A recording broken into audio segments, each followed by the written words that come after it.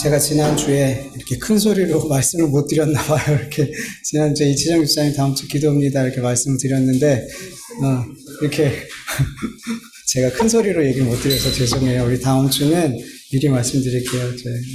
지송대 집사님 기도 준비해 주세요. 네, 죄송해요. 자, 우리 같이 하나님 말씀 함께 봅니다. 오늘 우리에게 주신 말씀은 마태복음 27장 24절에서 31절까지 말씀. 마태복음 27장 24절에서 31절까지 말씀. 교독할게요. 제가 먼저 읽습니다. 빌라도가 아무 성과도 없이 도리어 밀란이 나르는 것을 보고 물을 가져다가 무리 앞에 손을 씻으며 이르되 이 사람의 피에 대하여 나는 무죄하니 너희가 당하라.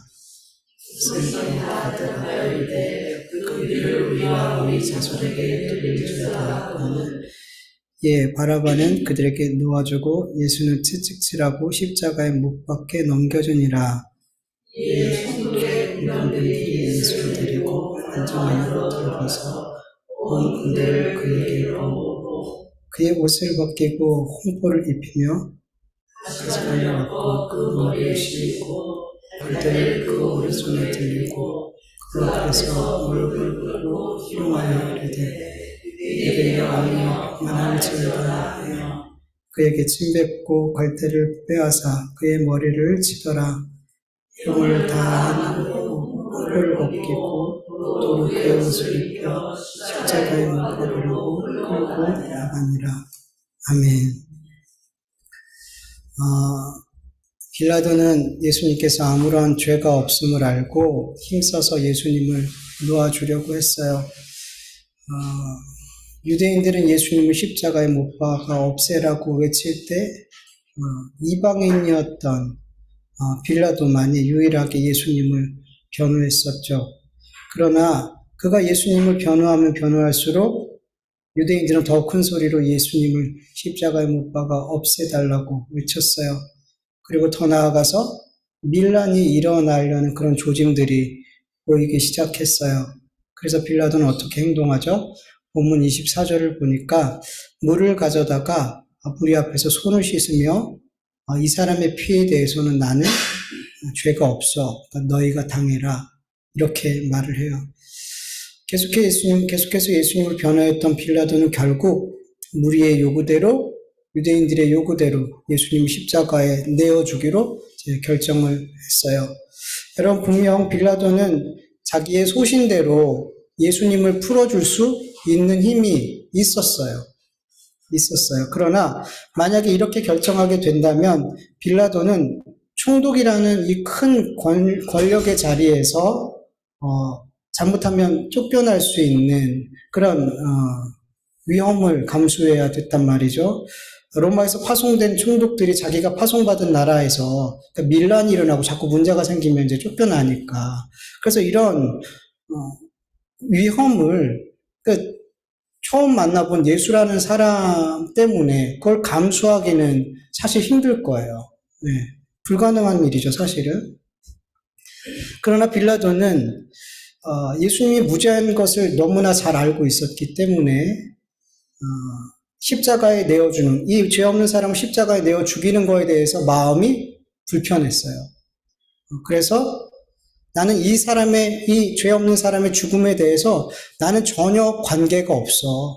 다 너희들, 유대인들, 너희들이 잘못한 거야. 그러면서 너희들이 당해. 이 무죄한 자에 대한 그런 어떤 너희들의 잘못된 결정에 대한 이것에 대해서 너희들이 책임져. 그리고 손을 씻었더라는 거죠. 그런데 여러분, 정말로 빌라도가 예수님의 죽음과 무관한 자냔 말이죠.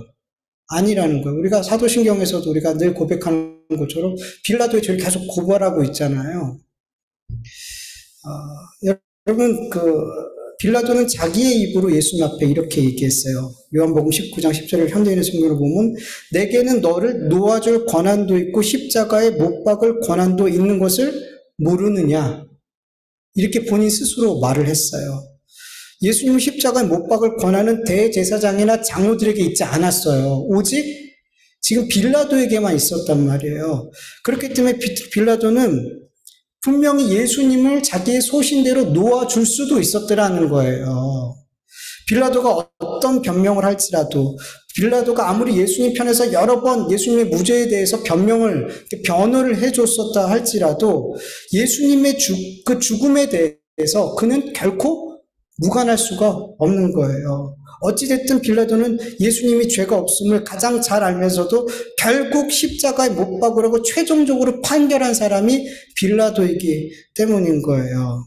아무리 손을 씻어도 그는 이 죄에서 깨끗할 수가 없고 무관할 수가 없는 거죠. 여러분, 마치 아담이 하와가 준 그 선악과를 먹었을 때 아무리 하나님 앞에 하와가 저한테 이걸 하나님이 만드신 이 하와가, 저는 원치도 않았는데 하나님께서 이 하와를 만들어 주셨잖아요.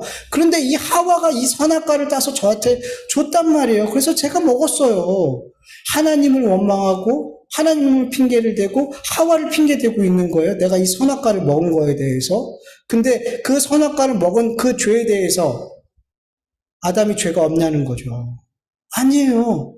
누가 결정했어요? 아담이 결정했어요. 하와가 선악과를 먹어라고 줬을 때 그것을 먹을 수도 있고 안 먹을 수도 있어요. 그건 누가 결정하는 거예요? 내가 결정하는 건 말이에요. 하와가 입에 그냥 쑤셔 넣은 게 아니잖아요. 내가 먹은 거란 말이에요. 핑계할 수 없단 말이에요.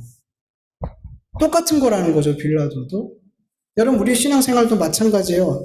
내가 하나님이 기뻐하지 않는 어떤 결정들을 했어요, 신앙생활하는 가운데. 근데 여러분, 그럴 때 여러분 핑계하지 마세요. 내가 이 사람 때문에 제가 이렇게 잘못된 결정을 했어요. 하나님, 제가 이런 환경에 어쩔 수 없이, 제가 정말 세상에서 이렇게 살다 보면 정말 어쩔 수 없이 제가 이런 환경에서 이렇게 하나님이 기뻐하지 않는 결정들을 했어요. 여러분, 이런 핑계하지 않기를 바라요. 여러분, 우리는 분명 다른 결정을 할 수 있었어요. 여러분, 우리는 분명 다른 결정을 할 수 있단 말이에요. 하나님이 정말 기뻐하시는 그 결정을 우리는 선택할 수 있단 말이에요. 우리 안에서 성령님이 그런 결정의 순간, 선택의 순간에 성령님이 계속 우리 안에 말씀하신단 말이에요. 근데 우리가 그 성령의 말씀을 무시하는 거죠. 왜?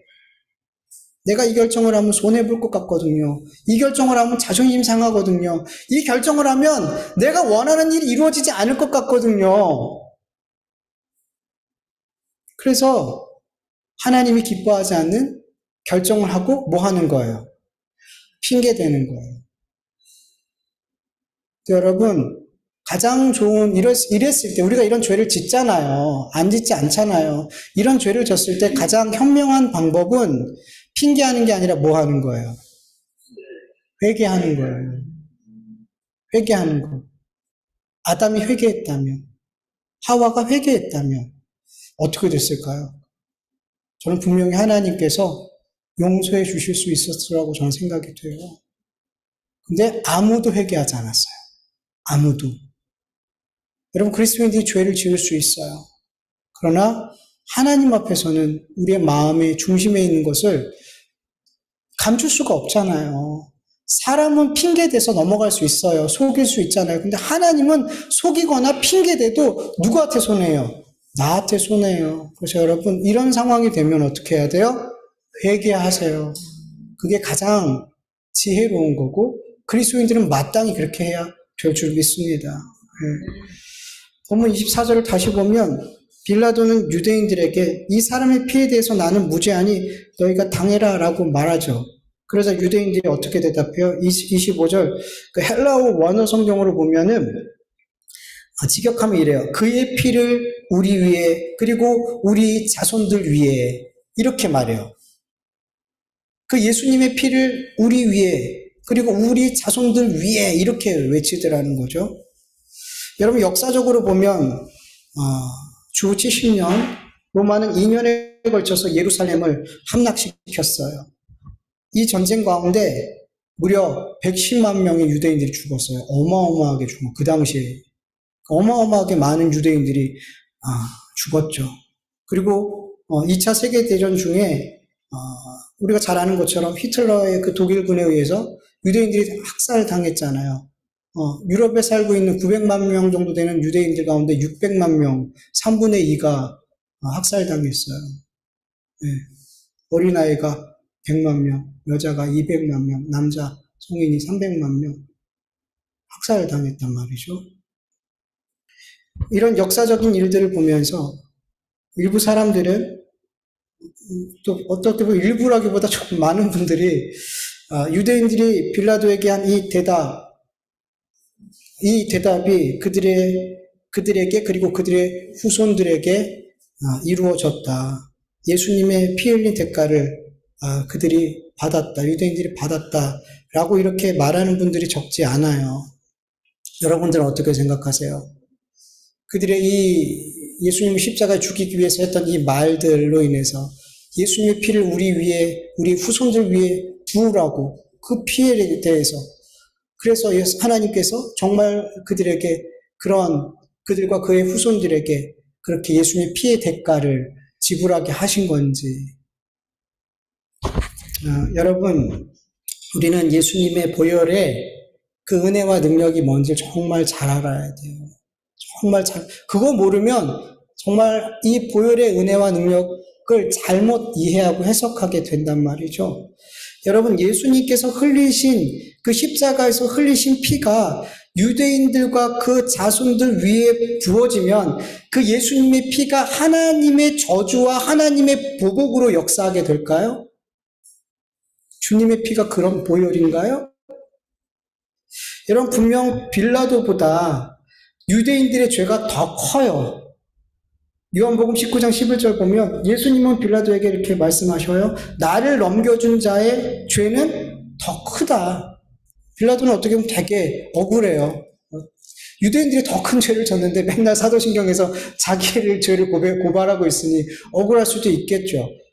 유대인들의 죄가 더 크다라고 예수님 말씀하셔요. 그들의 죄는 예수님을 십자가에 못 박게 내어주는, 죽게 만든 이들의 죄는 정말 크단 말이에요. 그러나 여러분, 하나님께서 아브라함을 택하시고 그의 후손들, 이스라엘을 하나님의 백성으로 삼으신 중요한 이유들이 있어요. 먼저는 이 이스라엘 민족을 통해서 성경을 주시고 이 성경에 예언한 대로 누굴 보내주셨어요? 하나님의 아들 예수 그리스도를, 구세주를 보내주셨어요. 만약에 이런 구약의 말씀이 없었다면 우리는 메시아가 오셨을 때 예수님이 어떤 분인지, 메시아가 어떤 분인지 모른단 말이에요. 근데 이스라엘을 통해서 성경을 주시고 예언하시고, 그래서 메시아가 어떤 분인지를, 하나님의 아들이 어떤 분인지를 이렇게 알게 하셨더라는 거예요. 예수님이 오셨을 때. 그리고 그 예수님을 이스라엘 자손들 가운데 태어나게 하셨더라는 거예요. 그리고 이스라엘 백성들을 통해서 이 예수님을 죽이게 하셨어요. 그들의 사명이에요. 그리고 이스라엘 백성을 통해서 예수 그리스도의 이 복음이 온 세상에 전파되게 하셨어요. 그래서 창세전에 택하신 하나님의 예수 그리스도 안에서 택하신 그 하나님의 자녀들을 구원하시는 일을 하게 하신 거란 말이에요. 이게 하나님께서 아브라함과 그의 후손을 하나님의 백성으로 삼으신 중요한 이유란 말이죠. 창세전 예수 그리스도 안에서 하나님께서 택하신 하나님의 백성을 구원하기 위한 사명을 감당하기 위해 택함을 받은 이스라엘 백성들이 예수님의 피 흘린 대가로 하나님의 보복, 하나님의 저주를 받게 된다는 건 이해할 수가 없는 거예요. 여러분, 분명 사람이 다른 무죄한 사람의 피를 흘리면 그 무죄한 사람의 피 흘림에 대해서 그 대가를 받아야 되죠. 그게 율법이었고 그게 지금 세상의 법이잖아요. 근데 요즘 법은 그렇지도 않은 것 같아요. 근데 법으로는 그렇게 되어져 있어요. 잘못한 사람은 그 잘못한 피 흘린 대가를 분명히 받아야 돼요. 그게 명시적이 돼 있어. 그게 법이니까. 법대로 안 돼도 그게 법이잖아요, 어쨌든. 그러나 여러분, 예수님이 흘리신 피는 사람이 흘린 피와 다르단 말이에요. 다르단 말이에요. 예수님이 십자가에서 흘리신 피는 저주하고 보복하는 피가 아닌 죄에서 해방시켜 주시고 하나님과 화해시켜 주시고 우리를 의롭게 만드시고 우리에게 생명과 구원을 주시는 능력의 보혈이라는 거예요. 사람의 피와 다른 피란 말이에요. 예수님이 흘리신 하나님의 피란 말이에요. 예수님이 흘리신 피는. 우리 몇 구절만 읽어보죠. 베드로전서 1장 18절에서 19절 그리고 쭉 한번 계속 읽어볼게요. 너희가 알거니와 너희 조상이 밀려준 헛된 행실에서 대속함을 받은 것은 은이나 금같이 없어질 것으로 된 것이 아니요 오직 흠없고 점없는 어린 양 같은 그리스도의 보배로운 피로 된 것이니라. 로마서. 그러므로 지금 우리가 그리스도의 피로 의롭게 되었으니 그리스도로 말미암아 하나님의 진노에서 구원을 얻으리라는 것은 더욱 확신합니다. 우리가 하나님의 원수일 때 하나님의 아들의 죽으심으로 말미암아 하나님과 화해하게 되었다면 화해한 우리가 하나님의 생명으로 구원을 얻으리라는 것은 더욱더 확신한 일입니다. 골로새서. 그의 십자가의 피로 화평을 이루사 만물 곧 땅에 있는 것들이나 하늘에 있는 것들이 그로 말미암아 자기와 화목하게 되기를 기뻐하심이라. 요한계시록. 또 충성된 증인으로 죽은 자들 가운데서 먼저 나시고 땅의 임금들의 머리가 되신 예수 그리스도로 말미암아 은혜와 평강이 너희에게 있기를 원하노라. 우리를 사랑하사 그의 피로 우리의 죄에서 우리를 해방시키시고 그의 아버지 하나님을 위하여 우리를 나라와 제사장으로 삼으신 그에게 영광과 능력이 세세토록 있기를 원하노라. 아멘. 여러분, 이게 예수님께서 십자가에서 흘리신 보혈의 능력이에요. 이 보혈의 능력은 예수님을 십자가에 못 박은 유대인들까지도 죄에서 구원하게 하시는 보혈이고 하나님과 화평케 만드는 보혈이고 의롭게 만드는 하나님의 자녀로 영원토록 하늘나라에서 살게 만드는 천국 백성으로 만드는 보혈의 능력이란 말이에요. 예수님을 십자가에 못 박은 유대인들을 향해서 하나님의 뜻과 계획이 보복과 저주가 아니라 회복과 구원이라는 것을 우리는 사도 바울을 통해서 더욱 분명하게 알 수가 있어요. 로마서 말씀을 좀 쭉 읽어볼게요. 로마서 11장 1절. 그러므로 내가 말하노니 하나님이 자기 백성을 버리셨느냐? 그럴 수 없느니라. 나도 이스라엘이뇨 아브라함의 씨에서 난 자요 베냐민 지파라. 로마서 11장 11절 12절. 그러므로 내가 말하노니 그들이 넘어지기까지 실족하였느냐? 그럴 수 없느니라. 그들이 넘어짐은 구원이 이방인에게 이르러 이스라엘로 시기나게 함이니라. 그들이 넘어짐이 세상의 풍성함이 되며 그들의 실패가 이방인의 풍성함이 되거든 하물며 그의 충만함이려. 로마서 11장 25절에서 27절. 형제들아 너희가 스스로 죄 있다 하면서 이 신비를 너희가 모르기를 내가 원하지 아니하노니 이 신비는 이방인의 충만한 수가 들어오기까지 이스라엘의 더러는 우둔하게 된 것이라. 그리하여 온 이스라엘이 구원을 받으리라. 기록된 바 구원자가 시온에서 오사 야곱에게서 경건하지 않은 자를 돌이키시고 내가 그들의 죄를 없이 할 때에 그들에게 이루어질 내 언약이 이것이라 함과 같으니라. 아멘. 예수님을 십자가에 못 박은 유대인들을 향해서 사도 바울이 이렇게 말씀하고 있는 거예요. 하나님께서 이스라엘 향한 하나님의 뜻과 계획은 저주와 보복이 아니라는 거예요. 예루살렘 성전이 무너진 것도, 유대인들이 그렇게 독일군에 학살당하는 것도 하나님이 예수님이 피 흘림으로 말미암아 보복하시고 저주하신 게 아니라는 거예요. 왜 하나님의 예수 그리스도의 보혈을 그렇게 가치 없는 것으로, 그렇게 하잘것없는 것으로, 마치 사람의 피를 흘린 것처럼 그렇게 하나님을 유치한 하나님으로 만드냔 말이죠. 아니란 말이에요, 여러분.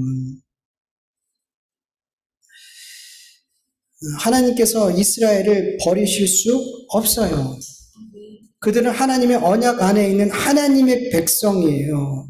하나님의 언약 안에 있는 백성에게 하나님의 뜻과 계획은 저주와 보복이 아니요 평안이라 그랬잖아요. 내 백성을 향한 내 뜻을 내가 내 생각을 안 하니 그 생각이 뭐예요? 평안이라 그러잖아요. 그러니까 예수 그리스도의 보혈의 능력과 은혜가 어떤 건지 모르면 우리는 자꾸만 잘못 해석하고 이 역사를 잘못 해석하고 하나님을 정말 별 볼 일 없는 하나님으로 만들고 예수님의 보혈을 별 볼 일 없는 보혈로 만들어 버리는 거예요.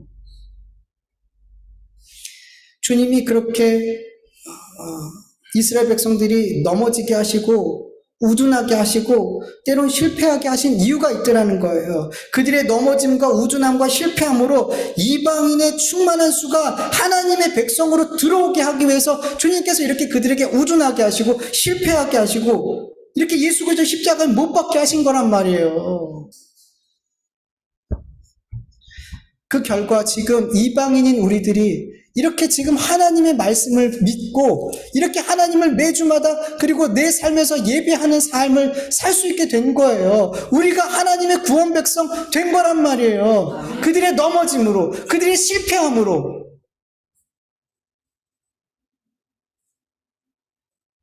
현재 이스라엘 가운데 대부분의 사람들이 예수님을 그리스도라고 인정하지 않아요. 믿지 않아요.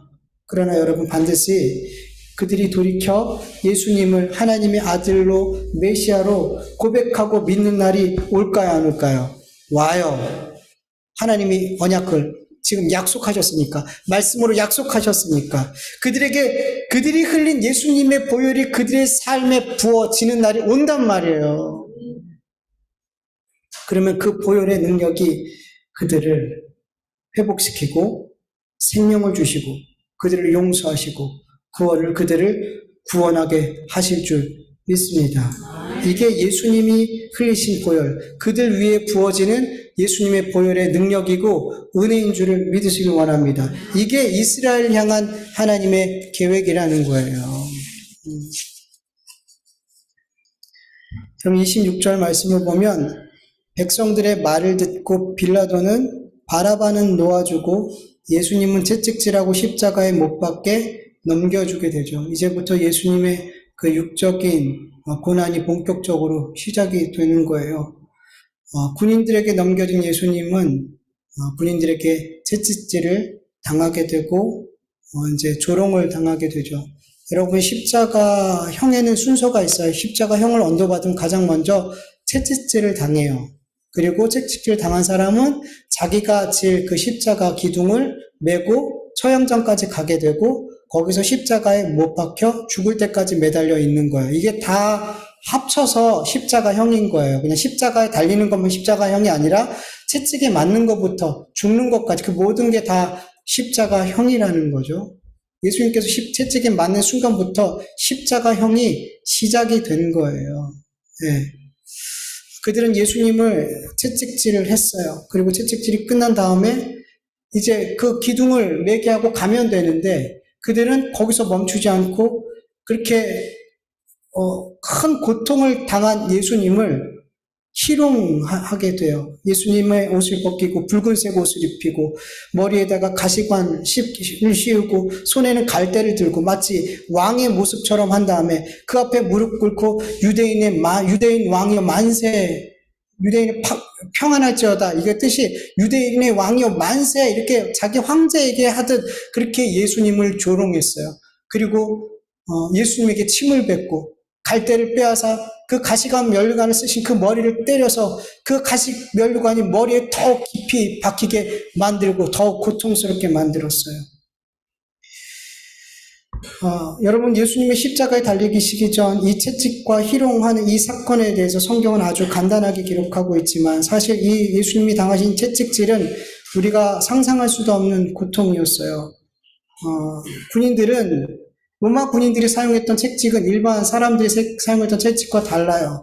보통 39개의 가닥으로 되어 있는 가죽 채찍이었는데 이 채찍 끝마다 쇠조각이나 쇠구슬, 그 동물의 뼈 이런 것들이 막 이렇게 달려 있단 말이에요. 그래서 그냥 한 번 휘두를 때마다 그 쇠조각이 그 뼈 조각이 살에 박혀서 살 조각이 그냥 찢겨져 나오게 되는 거예요. 한 대 맞을 때마다. 예수님을 그렇게 벌거벗겨서 기둥에 매단 채로 등 쪽부터 시작해서 모든 부위를 매질을 해요. 그것도 한 사람이 하면 힘드니까 군인들이 돌아가면서 모든 부위, 손까지 모든 부위를 다 매질을 한 다음에 뒤집은 다음에 다시 다른 부위를, 앞부분을 다 매질을 해요.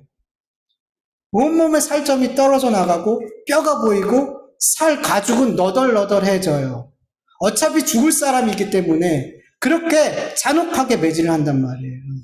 그래서 실제로 십자가형 받기 전에 너무 많은 피를 흘리고 너무 고통스러워서 쇼크로 죽는 사람들이 있어요. 십자가까지 가기 전에. 그러니까 그런 매질을 예수님이 당하셨더라는 거예요. 그리고 나서도 예수님은 가시면류관을 쓰시고 그렇게 조롱을 당하신 이후에야 비로소 십자가를 지기 위해서 가셨더라는 거죠. 십자가형은 이렇게 우리가 말로 할 수 없을 만큼 참혹하고 고통스럽고 두려운 형벌이에요. 그런데 여러분, 성경은 예수님께서 이렇게 참혹한 십자가형을 받게 된 것, 그리고 그렇게 십자가에서 죽게 된 것은 누구를 위함이라고 말씀하고 있어요? 우리를 위함이라고 말씀하고 있어요. 저와 여러분을 위함이라고 말씀하고 있어요. 이사야 53장 5절에서 8절, 현대인의 성경을 우리 같이 읽어볼게요. 5절에서 8절까지 같이 읽어볼게요. 그가 찔림은 우리의 허물 때문이요 그의 상함은 우리의 죄악 때문이라. 그가 징계를 받음으로 우리가 평화를 누리고 그가 채찍에 맞음으로 우리가 나음을 받았도다. 우리는 다 양 같아서 그릇 행하여 각기 제 길로 갔거늘 여호와께서는 우리의 모두의 죄악을 그에게 담당시키셨도다.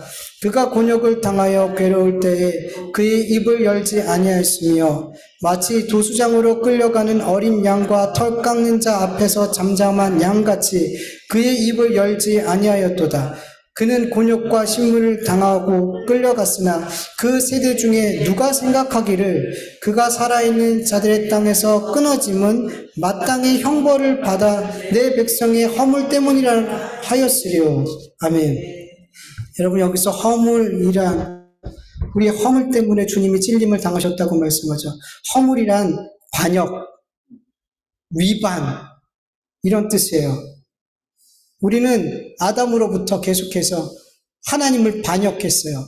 하나님처럼 되고 싶었단 말이에요. 하나님이 우리의 주인인데 우리가 내가 주인 되고 싶었단 말이에요. 그래서 여전히 우리는 내가 주인 되는 삶을 살고 있잖아요. 내가 주인 되고 싶어 하잖아요. 그래서 순종하지 않는 거 아니에요. 하나님의 말씀에 내 뜻이 앞서니까, 내가 주인이니까, 하나님이 내 주인인데 내가 주인으로 살려니까 어떻게 해요? 불순종하게 되는 거잖아요. 그게 내가 주인 되는 삶을 사는 거예요. 하나님 말씀에 불순종하는 삶이. 이게 반역이라는 말이에요. 이게 우리 허물이라는 거예요. 그 허물 때문에 주님이 찔리셨대요. 찔리셨다는 이 말은 구멍이 뚫리다는 말이에요. 우리의 이 반역으로 말미암아 내가 주인 되고 내가 하나님 되고 싶은 이 죄로 말미암아 예수님께서 대신 온몸에 채찍에 맞으셔서 몸에 구멍이 뚫리시고 가시관 면류관을 쓰셔서 머리에 구멍이 뚫리시고 십자가에서 그 손과 발이 구멍이 뚫리시고 옆구리에 창으로 구멍이 뚫리셔서 물과 피를 다 쏟으신 거예요. 우리의 허물 때문에 주님의 온몸이 그렇게 구멍이 뚫리신 거예요. 그리고 우리의 죄 때문에, 죄가 뭐예요? 빗나가는 거예요. 하나님의 뜻을 알면서도 고의로 빗나가는 거예요. 관역을 빗맞추는 거예요. 하나님의 뜻에 내 삶을 안 맞추는 거예요. 고의로. 그게 죄예요. 그 죄 때문에 주님은 상하셨대요. 상함이라는 뜻은 뭐냐면 뼈가 완전히 으스러지는 치명적인 그런 고통을 얘기해요.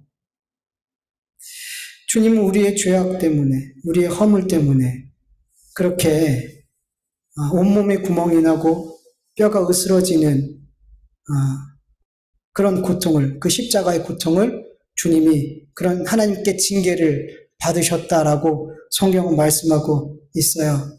여러분, 만약에 예수님께서 우리의 허물과 죄 대신 십자가라는 징계를 받지 않으셨다면 그 징계 누가 받아야 돼요? 내가 받아야 돼요. 이사야서 53장 8절 보면 마땅히 형벌을 받을 내 백성의 허물 때문에 예수님이 죽으셨대요. 그 세대 가운데 예수님께서 이 십자가에 죽으신 것이 내 허물 때문이라고 생각하는 사람이 없었대요. 다른 번역으로 성경을 쉽게 이해하면 그 세대 가운데 예수님이 십자가에 죽으신 것은 예수님 죄 때문이라고 생각하지, 내가 당연히 받아야 될 형벌 때문에, 허물 때문에 주님이 죽으셨다라고 그 세대 가운데 아무도 생각하지 않았다라고 성경 기록하고 있어요. 여러분, 우리의 형벌, 우리의 허물과 죄 때문에 우리는 마땅히 형벌을 받아야 됐다 그래요. 근데 그 형벌을 누가 받으신 거예요? 예수님. 만약에 예수님이 받으시지 않았다면 이 얼마나 두렵고 큰 징계가 우리에게 기다리고 있는지 몰라요. 십자가보다 더 고통스럽고 더 두려운 지옥이라는 형벌이 우리에게 기다리고 있더라는 거예요. 여러분, 지옥이 얼마나 두려운 곳인지 예수님은 이렇게 말씀하세요. 마가복음 9장 48절에서 49절 세 번역을 보면 지옥에서는 그들을 파먹는 구더기들조차도 죽지 않고 불도 꺼지지 않는다. 모든 사람이 다 소금에 절이듯 불에 절여질 것이다. 여러분, 이게 지옥이란 말이에요. 근데 이게 십자가에서 고통당하는 것은 정해져 있어요. 죽으면 끝이란 말이에요. 근데 지옥의 형벌은 끝이 있어요, 없어요? 끝이 없더라는 거예요. 구더기가 내 살을 파먹고 불에 내가 날마다 절여지는데 영원토록 죽지 않는 곳이 지옥이란 말이에요.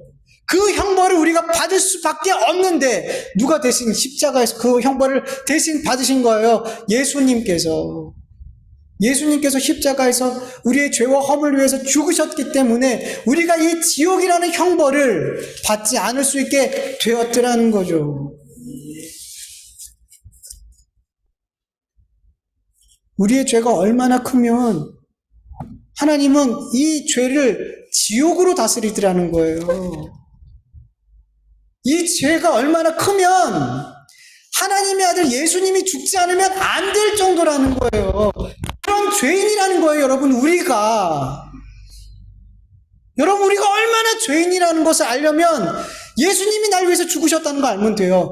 내가 이 죄가 해결되지 않으면 지옥에서 영원토록 형벌받아야 된다는 것을 우리가 알면 내 죄가 얼마나 크다라는 것을 알 수 있어요. 내가 얼마나 하나님 앞에 감당할 수 없는 죄인이라는 것을 우리는 알 수 있단 말이에요. 그게 우리의 실존이에요. 우리는 그런 죄인이란 말이에요. 이런 죄인이 뭘 어떻게 해서 구원받아요?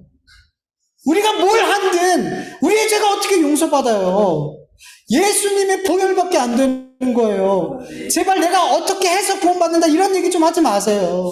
이런 생각을 버리세요. 내가 이렇게 하나님을 섬기기 때문에, 내가 이렇게 하나님을 위해서 헌신하기 때문에, 내가 생명을 다해서 주님을 섬겨도 그것 때문에 구원받을 수 없어요. 우리의 죄가 얼마나 큰데 예수님의 보혈이 아니면 안 되는 거예요. 그래서 예수님이 오신 거예요. 제발 나로부터 구원받을 수 있다는 그런 1%의 생각도 하지 마세요. 내가 구원해, 내 행위가 1%라도 구원에 조금이라도 보탬이 될 수 있다라는 그런 생각을 버리세요. 우리의 죄가 얼마나 큰데요, 여러분. 그래서 예수님의 은혜, 십자가의 은혜 100%예요. 그 은혜만이 우리를 구원할 수 있어요. 그 보혈의 능력만이 우리를 구원할 수 있다는 거예요. 제발 이상하게 믿지 마세요, 신앙생활을. 너무 많아요. 내 행위가 구원에 조금이라도 보탬이 될 수 있다라고 생각하는 분들이, 내 행위가 하나님 앞에 상 받을 어떤 것이 된다고 믿는 분들이 너무 많아요. 아니에요, 여러분.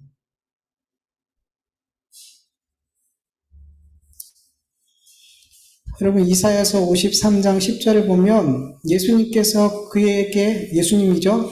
여호와께서 예수님에게 상함을 받게 하기를 원하사 질고를 당하게 하셨은즉 그의 영혼을 속건제물로 드리게 이르면 그가 씨를 보게 되며 그 날은 길 것이요 또 그의 손으로 여호와께서 기뻐하신 뜻을 성취하리로다. 아멘. 여러분, 놀라운 게 하나님께서 예수님의 그 상함 받기를 원하셨대요. 이 원하다라는 이 히브리어 단어는 기뻐하다, 갈망하다, 즐거워하다라는 뜻이에요. 하나님께서는 원치 않는데 정말 억지로 예수님을 십자가에서 징계하신 것이 아니에요. 십자가에 못 박아 죽이신 게 아니라는 거예요. 하나님은 우리의 죄와 허물을 없이 하기 위해서 예수님을 십자가에서 우리 대신 징계하시는 일을 기쁘게 행하셨어요. 이게 이해가 되시냔 말이에요. 하나님은 어떻게 예수님께서 그 영혼을 속죄물로 드리는 그 일을 어떻게 기쁘게 하시냔 말이에요. 그 이유가 뭐냔 말이죠. 그렇게 되면 성경을 보면 씨를 보게 된대요. 예수님이 그렇게 십자가의 대속에 죽으시면 씨를 보게 된대요. 이 씨는 뭘 얘기해요? 자손이란 뜻이거든요. 이 씨가 뭐예요? 하나님께서 창세전에 택한 하나님의 백성이라는 거예요. 예수님이 십자가에 죽으셔야만 하나님이 택한 그 백성들을 보게 되더라는 거예요. 그들이 구원받게 되더라는 거예요. 그래서 하나님은 이 일을 기쁘게 행하셨다라고 기록하고 있어요. 그만큼 하나님이 우리를 어떻게 하신다는 거예요? 사랑하신다는 거예요. 사랑하시는 거예요. 요한 1서 4장 9절에서 10절. 하나님의 사랑이 우리에게 이렇게 나타난 바 되었으니 하나님이 자기의 독생자를 세상에 보내심은 그로 말미암아 우리를 살리려 하심이라. 사랑은 여기 있으니 우리가 하나님을 사랑한 것이 아니요 하나님이 우리를 사랑하사 우리 죄를 속하기 위하여 화목제물로 그 아들을 보내셨음이라. 아멘. 우리의 죄를 속하기 위해서 독생자를 화목제로 삼으신 이 하나님의 사랑이 여러분 가늠이 되냔 말이죠. 가늠이 안 되는 사랑이에요. 그래서 이 사랑은 이해할 수 있는 게 아니라는 거예요. 그래서 어떻게 해야 되는 거예요? 믿어져야 되는 거예요. 이 사랑은 가늠할 수 없어요. 가늠이 안 된단 말이에요. 이걸 우리가 어떻게 머리로 이해해요? 그래서 이 사랑은 유일하게 믿어져야만 깨달아지는 거예요. 믿어져야만 이게 받아들여지는 거란 말이에요. 근데 너무 많은 그리스도인들이 그냥 이해하려고 그래요. 아, 예수님이 십자가에 죽으셔서 내가 하나님의 백성이 됐구나, 자녀가 되었구나, 어떤 공식처럼 그렇게 지식적으로 이해를 한단 말이에요. 근데 그거 아니란 말이에요. 그렇게 이해되는 거는 하나님의 사랑이 어떠한지 몰라요. 그래서 우리가 찬양하면서 아까 기도했던 것처럼 그게 믿어질 수 있기를 기도해야 되는 거예요. 이해가 아니라 그 하나님의 예수 그리스도의 십자가 안에서 나타날 그 하나님의 사랑이 어떠한지를 믿게 해주세요. 제발 믿어지게 해주세요. 그래야지 하나님의 사랑 우리는 알 수 있단 말이에요. 머리로 안 돼요, 여러분. 믿어지는 거예요, 하나님의 사랑은.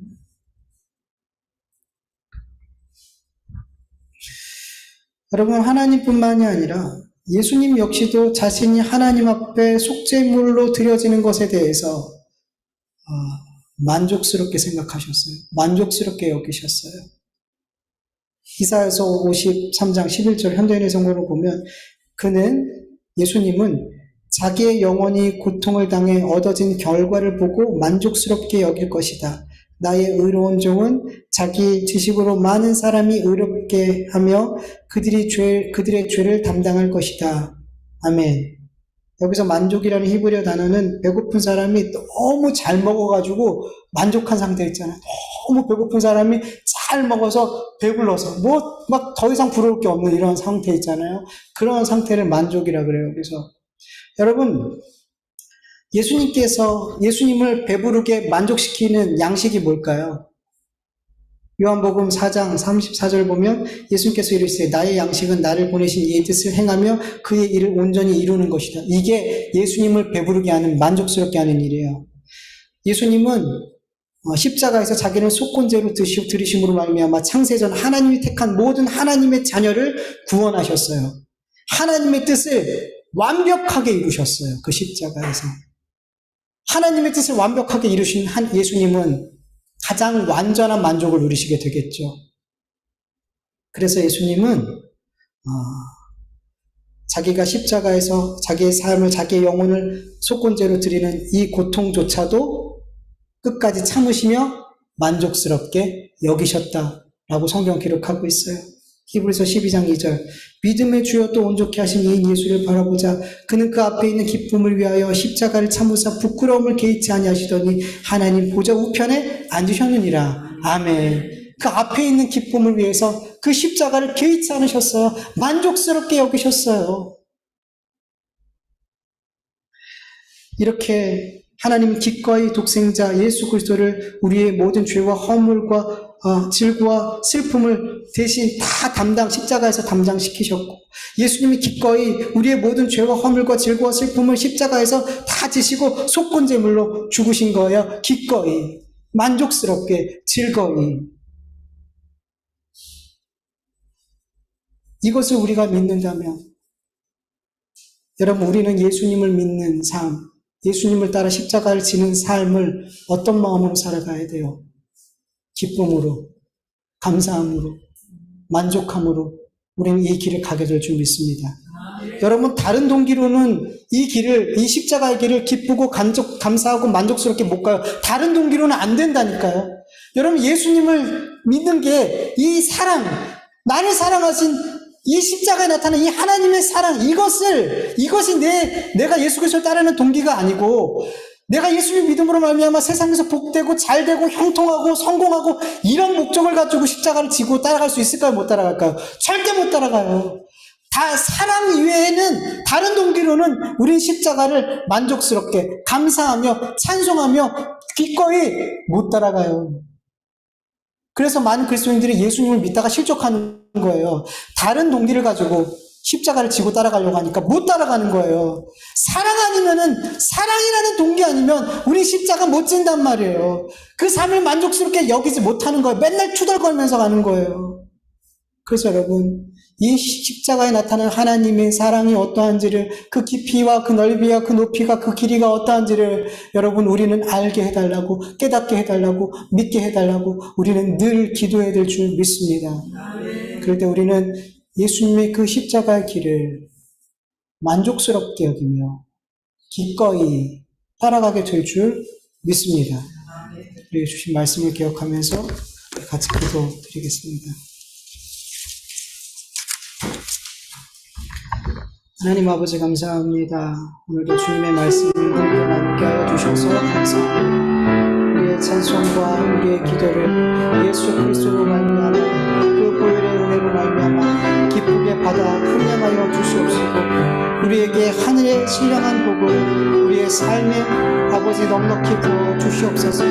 아버지 하나님, 오늘 예배 가운데 한 분도 한 사람도 아버지 마당만 밟고 거저왔다 거저 돌아가지 않게 하여 주시옵시고, 예수 그리스도의 십자가를 붙들고 하나님의 말씀을 붙들고 하나님의 은혜를 받고 하나님의 아버지 예수 그리스도의 이름의 권세와 능력을 힘입고 돌아갈 수 있게 하여 주시고, 세상 가운데서 힘있고 능력있게 예수 그리스도를 따르는 십자가의 삶을 만족스럽게 여기며 즐거이 여기며 따라갈 수 있는 우리 온 성도들의 삶이 되어줄 수 있도록 은혜 베풀어 주시옵시길 간절히 원합니다. 하나님께서 주신 이 말씀 가운데 아버지 단 한 말씀이라도 내 마음에 깊이 새겨지게 하여 주시옵소서. 내 심령에 예수 그리스도의 보혈로 그 말씀을 새겨주셔서 내 심령 가운데 아버지 잊혀지지 않는 말씀, 아버지 하나님 잘 맡긴 목과 같은 말씀이 되어서 우리의 삶을 인도해 가시고 우리의 삶을 복음의 삶을 살 수 있도록, 예수 그리스도의 십자가를 따르는 삶을 살 수 있는 그런 말씀이 되어질 수 있도록 주님 은혜 베풀어 주시옵시길 간절히 원하오니 주님 역사하여 주시옵소서. 주님 역사하여 주시옵소서. 아버지, 세상의 아버지 사람들의 말이 내 신념이, 내 지식이, 내 삶의 빛과 길이 아닌 예수 그리스도의 그 말씀이, 복음이 내 발의 길이요 내 길의 등이 되어지는 아버지 은혜를 베풀어 주셔서 그렇게 늘 우리 성도들이 말씀을 붙드는 삶을 살게 하여 주시옵소서. 생명의 말씀을 붙드는 삶을 살게 하여 주시옵소서. 세상에 의해서 좌지우지되지 않고, 사람에 의해서 좌지우지되지 않고, 환경에 의해서 좌지우지되지 않고, 오직 주님의 보혈에 의해서 좌지우지되고 하나님의 말씀에 의해서 좌지우지되는 아버지 그런 믿음의 삶이 되어질 수 있도록 하나님 은혜 베풀어 주시옵소서. 주님의 보혈을 더욱더 사랑하고 하나님 십자가에 나타난 그 하나님의 사랑을 더욱더 깊이 깨닫고 알고 믿을 수 있는 우리 성도들의 삶이, 우리 성도들의 가정의 삶이 우리 교회에 되어질 수 있도록 은혜 베풀어 주시옵소서. 감사하며 예수님의 이름으로 기도합니다.